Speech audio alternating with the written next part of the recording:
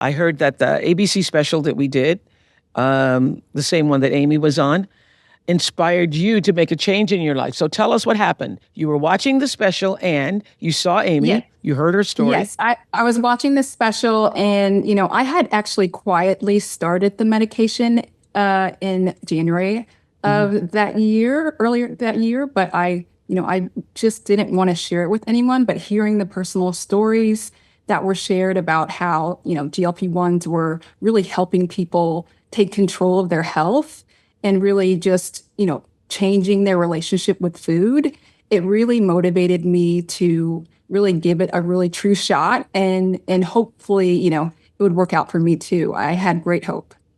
Wow. And so do you have a question for us today or do you want to share something? Yeah. Yes. So, as someone who has struggled with weight for most of my life, and emotional eating as well, food was always an escape for me, just from deep emotional pain, from anxiety, and the journey to my health didn't really start until after the birth of my two children. And in between that, two miscarriages as well. And so, experiencing that level of physical and emotional trauma was something I was unprepared for. And I knew that I needed to take control of my health and make a change. And, I started the traditional way as well, Oprah, in terms of diet and exercise and all of those things. But I found after the birth of my son, the weight just wouldn't drop and my health markers were not improving. And so GLP-1s gave me, a second chance to really take control of my health and start again. And so I started in January of this year and have lost 50 pounds, which has been incredible. Just my energy, everything that I have. And the food noise stopped, right? The food noise. And the food noise stopped, the constant cravings for sugar and carbs and always thinking about the next meal. All of that went away. And it's something I've never experienced before. It's been incredible. What's your question? What's your question today? Yes. So I'm wondering if I will still need to stay on this medication for the rest of my life, or is this something I could taper off of? Yeah.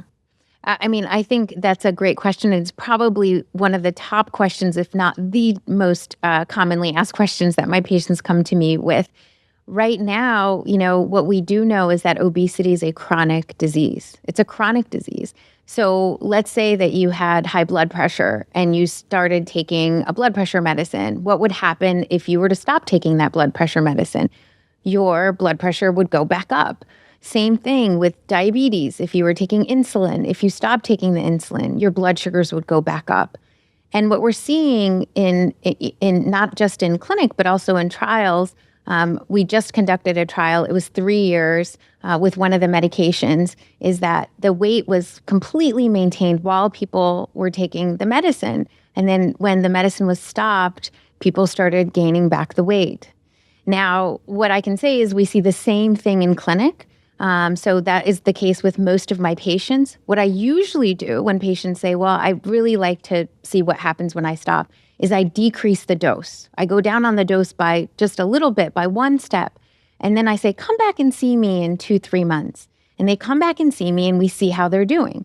If they're maintaining their weight and the food noise isn't back and they're not struggling, then great, we stay on that dose. But if their weight is starting to trend up, or if that food noise is coming back and they're having a really hard time, then we go back up on the dose. And I do think that just as there's differences in how much weight people lose, we will see differences in terms of how much people gain back. So we'll see variability in that weight regain. But right now, for most patients, on average, what we see, and in the studies we've seen this as well, most people, yes, you have to continue taking the medicine because it's targeting your biology. It's targeting your obesity biology. I think it's such a crucial thing. And I've heard you say this before, but I just had an aha moment. And my aha is, we think because you've lost the weight, you've solved the problem. Because in the past, every time you went on a diet, once you lost the weight, you thought, now this is it. I've done it. I've succeeded. And we think, and I'm sure you're feeling this, I'm saying we, assuming that you feel the same way, that I've lost the weight now, the problem is solved. but the problem isn't solved because the disease hasn't gone away. That's right. Just because you lost the weight. That's right. The disease is still there. So it's just like in alcoholism. I just had this aha now. It's absolutely. It's like in absolutely alcoholism, you cannot go back to drinking because your brain, just because you've gotten sober, That's right. doesn't mean you can now have a drink. We can't go back, otherwise you gain the weight. That's right. That's absolutely right. And that is why when these medicines, I just had that it's a beautiful aha. It's such an important one because again, these are Did you not get the aha too? Did you get it, Amina? Absolutely. Yeah. Absolutely. And this is why this is actually critical when we think about the words we use. These are not weight loss drugs. They are medicines that treat obesity. They treat the disease processes in the brain. That's another way to look at it. Because if you look at it as a weight loss drug, now you've lost the weight. So now I'm finished. That's right. But the disease doesn't go away. And that is why I think so many patients ask us that for that exact reason. They're like, well, I lost the weight. Aren't I? I'm cured. I'm Success. cured. But it's the same way with diabetes, hypertension. Just because your blood pressure decreases or your blood sugars decrease doesn't mean you no longer cured. have a high blood pressure. Yes. That's right. That's absolutely right. Oh my God. Oh, good. I'm so glad we had an aha. This is so important. Well, that's also the reason why Amina asked that question, and everybody, I've had that question. Everyone has that question. Do I have to stay on it? Because now I've lost the weight. Yes. The weight disease is not gone. The weight isn't the issue. That's right. You think the weight is the symptom of the it is the symptom. Just like the high blood sugars are the symptom of diabetes, and the high blood pressure is hypertension. So the analogy is perfect with diabetes, especially. Thank you for asking that and causing me to have multiple ahas here today. Thank you, Amina. Thank you. Thank you so much. Yeah. Thanks, Amina.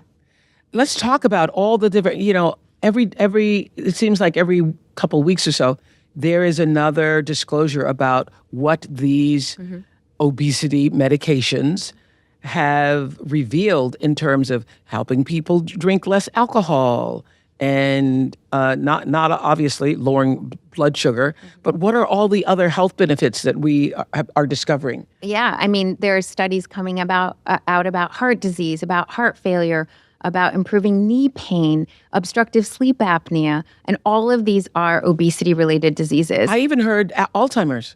Well, and that is also being looked at. What are the effects in the brain in terms of, again, improving that? And we'll have to see that. Those studies haven't yet been been conducted out as far as these other ones. So the heart disease, the What is it about it that makes you not want to drink as much alcohol? I mean, I used to be the tequila queen, and now it's take it or leave it. Yeah. So those studies are being done. We think that, again, it's similar pathways in the brain that are being targeted. So just as your craving or your hunger may come down as you're taking these medications, in the same way your craving for other things that may be pleasurable goes down. Now, that doesn't mean that makes you unhappy. Right. You can just take it or leave it.